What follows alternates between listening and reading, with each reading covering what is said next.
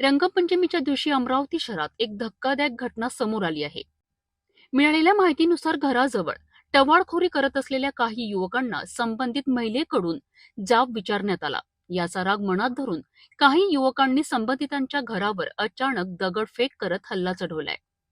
या हल्ल्यात पंकज पाटील, मनोज पाटील, सविता पाटील, यश पाटील आणि सुमित चव्हाण हे 5 जण गंभीर जखमी झाले आहेत.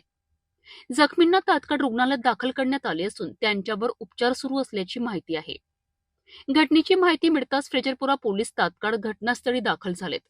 पोलिसांनी परिस्थिती नियंत्रणात आणत परिसरात कडेकोट बंदोबस्त ठेवला आहे. काही काळाकरिता परिसरात तणावाचे वातावरण निर्माण झाले होते. सध्या या संपूर्ण घटनेचा तपास फ्रेजरपुरा पोलीस करीत असून आरोपींचा शोध सुरू आहे.